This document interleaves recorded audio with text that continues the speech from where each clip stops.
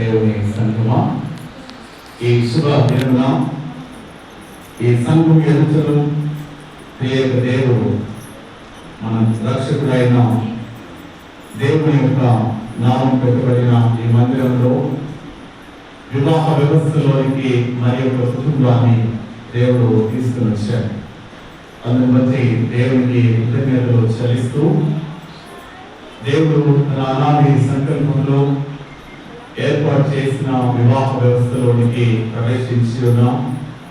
దేవుని యొక్క సన్నిధిలో భార్యాభర్తలుగా జతపరచబడిన సాగర్ తన బ్రతుకు కాలమంతయు దేవుడు తనకి సాగిన సహాయంగా ఇచ్చిన తన సతీమణి మౌనిక, మీ ఇద్దరికి ప్రభు నామమున శుభములు, దేవుని యొక్క ఆశీర్వాదములు మీకు అందిస్తున్నాను. ఈ వివాహం ద్వారా మీరిద్దరు కూడా మీ విశ్వాసమును కనపరిచి ప్రభువులో మీకున్న నిరీక్షణని వ్యక్తపరిచినందుకు మొదట మీకు శుభములు తెలియజేస్తున్నాను. రెండవది, మీ ఇరువురు తల్లిదండ్రుల యొక్క మాట మీరు అంగీకరించి ఈ సంఘంలో దేవుని ఆలయంలో ఈ వివాహం జరుగుట ద్వారా మీరు చేసిన పని ఏంటంటే మీ తల్లిదండ్రుల యొక్క నమ్మకాన్ని, వారి యొక్క పెంపకంను, వారి యొక్క గౌరవాన్ని మీరు ఇంకా ఇనుపడింపజేశారు. తల్లిదండ్రులు గర్వపడేలా మీరు చేశారు. అందుని బట్టి మీకు శుభములు, దేవుని ఆశీర్వాదములు అందిస్తున్నారు. రెండవది, మౌనిక తల్లిదండ్రులు మరియు సాగర్ తల్లిదండ్రులు, మీ పిల్లలిద్దరు కూడా మీ యొక్క పెంపకాన్ని ఈ రీతిలో వ్యక్తపరిచారు. ఈ దినాల్లో ఉన్నటువంటి వివాహ వ్యవస్థ మనకు తెలుసు. మారుతున్న కాలంలో ఎవరి బిడ్డలు అనుసరించే విధానం మనకు తెలుసు. అయినా మీ పిల్లలిద్దరు కూడా మీ మాట అంగీకరించి మీ మాటను లోబడి ఈ వివాహం ద్వారా మీ యొక్క గౌరవాన్ని వారు పెంపొందించారు. అందుని బట్టి ఇరువురు తల్లిదండ్రులకు నేను శుభములు, దేవుని యొక్క దీవెనలు అందిస్తున్నాను. ఈ వివాహంలో ఈ బిడ్డలిద్దరిని ఆశీర్వదించినప్పుడు వచ్చిన బంధుమిత్రులందరికీ, స్నేహితులు, ప్రియమైన వారికి, పల్లెవాడ సంఘములకు, బలికొత్తపల్లి సంఘానికి ప్రభు నామమున శుభములు తెలియజేస్తున్నాను. ఇప్పుడు సమయం 1:16. నేను 1:40 వదిలిపెట్టాలని చెప్పాను. దాని మీదకెళ్ళే మాట్లాడుతుంది కనుక జయం పరిస్థితి కాకండి, జయం కుదరకండి. దేవుని వాక్యము బైబిల్ ఉందా దగ్గర తీసి పట్టుకోగలరా? 128వ కీర్తన ప్రయత్నం చేయండి. కొంచెం 128వ కీర్తన తీసి పట్టుకోవడానికి ప్రయత్నం చేయండి. Page number 521. హల్లెలూయా. ఈ కీర్తనలో కొన్ని ఎక్కువసేపు లేకుండా 7 నిమిషాలు చాలగా దేవుని వాక్యము మనం ధ్యానిస్తాము. కూర్చోండి.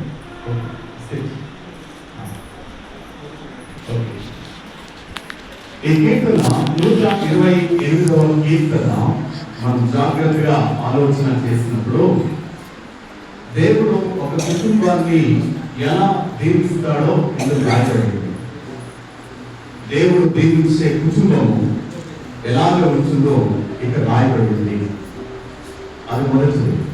రెండవది, దేవుని చేత దీవెనలు పొందుకున్న కుటుంబాలు ఎలాగ ఉంటాయో ఇక్కడ రాయబడింది. కనుక మొదటి వచనం, యెహోవా యందు భయభక్తులు కలిగి ఆయన త్రోవల యందు నడుచు వారందరూ ధన్యులు. ఈ కీర్తన కుటుంబ యజమానిని ఉద్దేశించి రాయబడింది. హల్లెలూయా. కుటుంబ యజమాని ఇప్పుడు ఎవరు? సాగర్ కుటుంబ యజమాని పాత్ర. ఇంతకుముందు యవనస్తుడు, తల్లిదండ్రులకి కొడుకు, కానీ ఇప్పటి నుంచి ఆయన యజమాని అయ్యాడు. ఎవరికి యజమాని అయ్యాడు? ఇద్దరికి యజమాని అయ్యాడు. ఒకటి, తన జీవితానికి తాను యజమాని. రెండవది, దేవుడు తనకిచ్చిన తన సతీమణికి ఆయన యజమాని. రెండు బాధ్యతలు ఇప్పుడు ఆయన మోయాలి. అర్థమవుతుందా? సాగర్, నీవు ఒక యజమాని పాత్రలోకి వచ్చేస్తావు. ఆ గుడి ఇందాక అరగంట ముందు నువ్వు యవనస్తుడివి అంతే. అరగంట ముందు అక్కడ నిలబడినప్పుడు నువ్వు ఒక యవనస్తుడిగా కనపడ్డావు అందరికీ.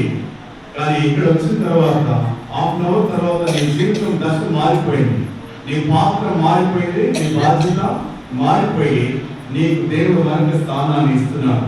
నీవు యజమానివి. ఇప్పుడు నీ కుటుంబానికి, నీ భార్యకు నీ యజమానివి, నీ జీవితానికి నువ్వు యజమానివి. మూడవది ఏంటంటే, దేవుడు నీకు ఒక కుటుంబాన్ని ఇచ్చాడు. ఆ కుటుంబానికి నీవు పోషించాల్సిన బాధ్యత ఉంది, దాన్ని సంరక్షించాల్సిన బాధ్యత ఉంది, దాన్ని కొనసాగించాల్సిన బాధ్యత కూడా నీ మీద ఉంది. భర్త స్థానంలో ఉన్న వ్యక్తికి ఇప్పుడు 3 విషయాలు చెప్పాను. 1 పోషించాలి, 2 సంరక్షించాలి, దాన్ని కాపాడుతూ కొనసాగించాలి. అది నీ పని, అది భర్తగా మన యొక్క పని. ఇవి ఎప్పుడు మన జీవితంలో వీటిని సమర్థవంతంగా నిర్వర్తించగలము అంటే దేవుని యొక్క త్రోవల్లో నడిచినప్పుడు, దేవుని వాక్యంలో నీవు నడిచినప్పుడు. అర్థమవుతుందా? ఈ సమయంలో తల్లివారికి ఎంత పెద్ద దేవాలయం ఉందో పల్లెటూరు కూడా అంత పెద్ద దేవాలయం ఉంది. అవునా? మౌనిక, మీ దేవాలయం అంటే ఇది చిన్నదే కదా? ఒకవైపు ఇది పల్లెవాడి కంటే చిన్నదే దేవాలయం, కానీ ఆలయము కాదు ఇక్కడ. కానీ మీ విశ్వాసము దీనికి మించిదిగా ఉండాలి. నీవు పుట్టి పెరిగిన సంఘంలో నీవు కలిగిన విశ్వాసము, ఎదిగిన విశ్వాస జీవితము, సాగర్ పెరిగినటువంటి విశ్వాస జీవితం, మీరిద్దరు కూడా ఇప్పుడు ఒకే విశ్వాసంలో ఎదుగుతూ ఆయన త్రోవల్లో మీరు నడవాలి. ఇంతకు మునుపు నీ తల్లిదండ్రుల యొక్క ఆజ్ఞలో మీరు నడిచావు, అక్కడ సంఘం యొక్క ఆధీనంలో మీరు నడిచావు, దేవుడి వైపు చూసి నడిచారు. ఇప్పుడు మీరిద్దరి త్రోవ ఒకటే అయి ఉండాలి. అది దేవుడి వైపుగా మీరు సాగి వెళ్ళిపోతూ ఉండాలి. అప్పుడు దేవుడు మిమ్మల్ని దీవించేవాడుగా ఆయన ముందుకు వస్తున్నాడు. మొట్టమొదటి దేవుని అభివృద్ధి నిశ్చయముగా నీవు నీ చేతుల కష్టార్జితము అనుభవించడము. చాలా మంది ఈ మాట అర్థం ఏంటంటే, నిశ్చయముగా నీవు నీ చేతుల కష్టార్జితము అనుభవించడము అనే మాట అర్థం ఏంటంటే, సాగర్ ఇప్పుడు ఇంతవరకు నీ తల్లిదండ్రులు నువ్వు పనిచేసినా వాళ్ళు ఏమనలేదు, చేయకపోయినా వాళ్ళు ఏమనలేదు. కానీ ఇప్పుడు నీకు దేవుడు సాటిన సహాయంగా ఇచ్చిన నీ భార్య నీవు పని చేయడం ఆమె చూసి సంతోషించాలి. అందుకే ఈ మాట అర్థం. నీవు దేవుడు నీకు ఇచ్చిన కుటుంబాన్ని నీవు పోషించే సమర్థవంతమైన నాయకుడిగా, యజమానిగా నీవు ఉన్నప్పుడు నీ భార్య సంతోషిస్తుంది. అది ఎంత సంపాదిస్తావనే తర్వాత సంగతి, కానీ నీవు కష్టపడి నీవు ఆ నమ్మకాన్ని కలిగించాలి నీ సత్యమాన్ని. అర్థమవుతుందా? తల్లిదండ్రులు సంపాదించిన ఆస్తి అది వస్తుంది తర్వాత, కానీ నీ అంతటి నీవు నీ చేతులతో సంపాదించిన దాన్ని, నీ చేతులతో సమకూర్చిన దాన్ని నీవు నీ సత్యమానికి నీవు అప్పగించాలి. ఇది మన కష్టార్జితం అని చెప్పినప్పుడు దేవుడు దాన్ని దీవిస్తాడు. రెండవ మాట దాంట్లో ఉన్న అర్థం ఏంటంటే, మీరు సంపాదించిన ఏదైనా సరే దాన్ని దేవుడు వ్యక్తంగా బయటికి పోనివ్వడు. అది రెండవది. మూడవది, ఇతరులది నీకు ఇతరుల సొమ్ముని ఆశించే స్థాయికి నిన్ను దేవుడు దిగజార్చాడు. అర్థమవుతుందా? సాగర్ నిశ్చయముగా నీవు నీ చేతుల కష్టార్జితము అనుభవించడము అంటే అర్థం ఏంటంటే, నీవు సంపాదించిన వ్యర్థంగా పోనీయడు, ఇతరుల సొమ్ముని ఆశించేలా దేవుడు నిన్ను చేయడు. అంటే దేవుడు నీ కష్టాన్ని, నీ శ్రమను ఆయన దీవించి ఆశీర్వదిస్తాడు ఎప్పుడు ఆయన త్రోవల్లో నీవు నడిచినప్పుడు. అది రెండవది. మూడవది ఉండేది, నీ ఓపిక నీ భార్య ఫలించు ద్రాక్షవల్లి వలె ఉండును. భార్య భర్తల యొక్క సంబంధాన్ని ఆయన తీసుకొస్తున్నారు. ఇప్పుడు ఆమె ఇంతవరకు మౌలిక ఇంతవరకు తన తల్లిదండ్రుల యొక్క ఆధీనంలో ఎదిగింది. నీవు ఇంతవరకు నీ తల్లిదండ్రుల యొక్క ఆధీనంలో నీవు ఎదిగావు. ఇంతవరకు వాళ్ళది నీ బాధ్యత. నీకు పెళ్లి చేయనంత వరకు నీకు సంబంధించిన అన్ని వ్యవహారాలు వాళ్ళు చూస్తున్నారు. మీ ఇద్దరు కూడా అంతే. కానీ ఇప్పుడు మీ ఇద్దరికి కూడా ఒక బాధ్యత ఉంది. నీ జీవితానికి నీవే బాధ్యులవు, నీ జీవితానికి కూడా నీవే బాధ్యులవు. అంటే మీ యొక్క వైవాహిక జీవితము, దాని యొక్క గృహ నిర్వాహకత్వం అనేది మీ ఇద్దరిపై ఆధారపడి ఉన్నది. ఒకరిని ఒకరు అర్థం చేసుకొని రెండు కుటుంబాల యొక్క పరిస్థితులను గ్రహించి మీరు ఈ జీవితాన్ని నిర్మించుకోవాలి. అర్థమైందా? ఇక్కడ ఒకరితో ఒకరు కలిసి ఈ జీవితాన్ని ముందుకు తీసుకుని వెళ్ళాలి. ఒకరు ఎక్కువ ఒకరు తక్కువ అనేది ఇక్కడ లేదు.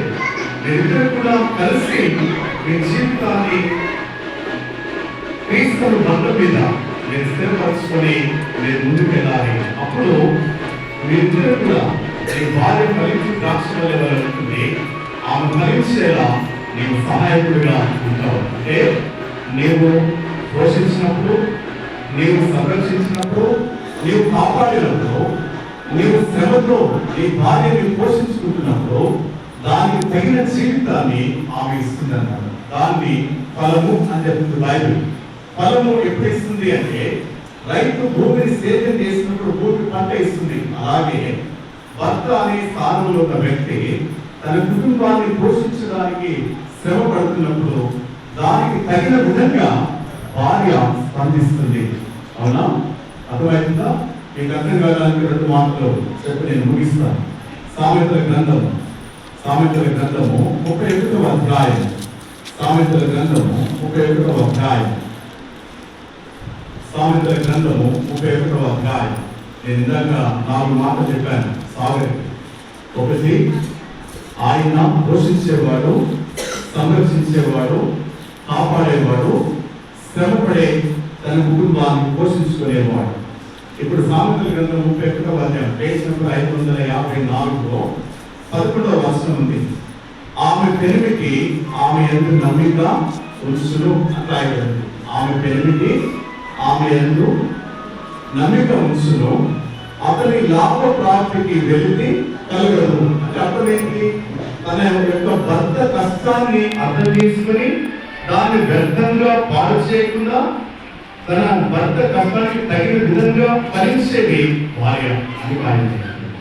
అర్థమవుతుందా మీకు ఈ మాటలు? నీవు శ్రమపడాలి. నీవు నీ భార్యను పోషించుకోవడానికి, నీ కుటుంబాన్ని కాపాడుకోవడానికి, దేవుడు నీకు ఇవ్వబోయే గర్భఫలమును ఉన్నతమైన స్థితిలో తీసుకురావడానికి నీవు శ్రమపడినప్పుడు నీ లాభ ప్రాప్తికి వెళ్తే కలగదు. ఎందుకు? నీ భార్య నీకు సహాయం చేసింది కనుక, నీకు తోడుగా ఉండి నీ శ్రమలో నీకు సహాయంగా ఆమె ఉంటుంది కనుక. అందుకే అక్కడ బైబిల్ జరుగుతుంది. అక్కడ చూడండి 12వ వచనంలో, ఆమె తాను బ్రతుకు దినములన్నీ అతనికి మేలు చేయదు కానీ కీడు చేయదు. అంత ఉన్నతమైనది భార్య. దేవుడు అలా చూశాడు స్త్రీని. అందుకే భర్త అనేవాడు భార్యను జాగ్రత్తగా కనిపెట్టుకొని కాపాడుకోవాలి. రెండవది, అక్షరంలో మనం చూస్తున్నాం ఆమె చేసే పని అక్కడ ఉంది. 11వ వచనంలో, ఆమె చీకటితోనే లేచి తన ఇంటి వారికి భోజనం సిద్ధపరచును, తన పని కట్టని భర్తను ఏర్పరచును. అంటే ఏం తెలుసా? నేను కూడా నీ భర్త యొక్క అడుగుజాడల్లో నడుస్తూ దేవుని యొక్క దేవులను పొందుకుంటూ ఎవరు ముందుకు వెళ్తారు. అర్థమవుతుందా? ఈ రోజుల్లో, ఈ దినము మనకున్నటువంటి రోజులు, మనం రాబోయే దినాల్లో ఇంటిలో ఇద్దరు శ్రమపడి కష్టపడి మీరు ఈ జీవితాన్ని కొనసాగించాలి. దేవుడు దాన్ని ఆయన ప్రేమిస్తారు. దేవుడు ఈ బైబిల్లో ఒక మాట చెప్పాడు. బైబిల్లో ఏంటంటే చదివిన మాట ఏంటంటే, ఎంతోగా ఆయన నచ్చేవారు కష్టపడింది. అవునా? ఆ పిల్ల నిశ్చయంగా నేను దీంతో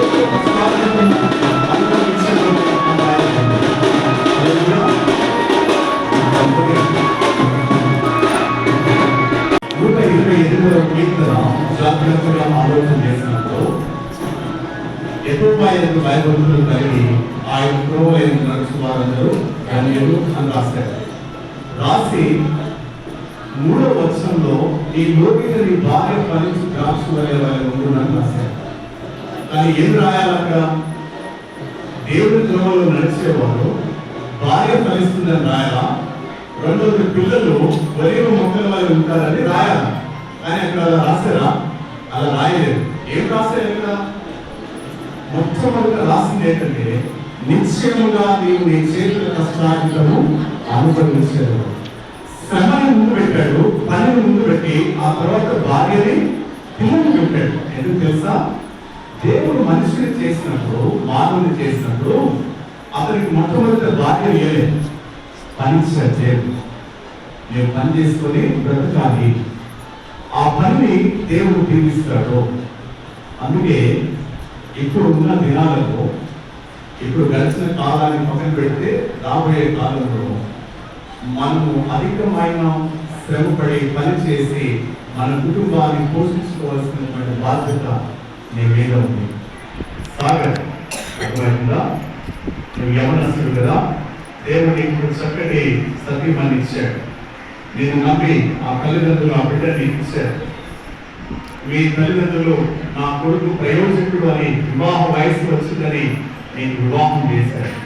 ఇప్పటి నుంచి మీరిద్దరు కూడా ఒకరినొకరు అర్థం చేసుకుని గ్రహించి ప్రభు యొక్క అడుగు జాడల్లో నడుస్తూ మీ కుటుంబాన్ని పోషించుకుంటూ దేవుని చేత జీవించబడి మీరు లోకంలో ఎదగాలి. దానికి మీరు చేసిన పని ప్రతి ఆదివారము మీరు ఎక్కడ ఉంటారో అక్కడ దేవుని సన్నిధికి వెళ్ళాలి. మీరు ఎక్కడైనా ఉండండి, ఊళ్ళో ఉంటే ఇక్కడ, హైదరాబాద్లో ఉంటే అక్కడ అందుబాటులో ఉన్న దేవాలయానికి మీరు వెళ్ళాలి. రెండవది, మీ ఇద్దరికి చక్కటి ప్రార్థన జీవితము, దేవుని వాక్యము ధ్యానించే ఒక క్రమమైన జీవితము మీకున్నప్పుడు దేవుడు మిమ్మల్ని దీవిస్తాడు. ఎక్కువైన త్వరలో నడుచుకుంటే అదే అర్థం. ఆరాధన క్రమం తప్పుకు వెళ్ళాలి, వాక్యం ధ్యానించాలి, ప్రార్థనలో గడపాలి. అప్పుడు మీరు ఏది చేసినా దేవుడు దాన్ని దీవించి ఆశీర్వదిస్తాడు. అలాంటి కృప దేవుడి అందరికీ దయచేసి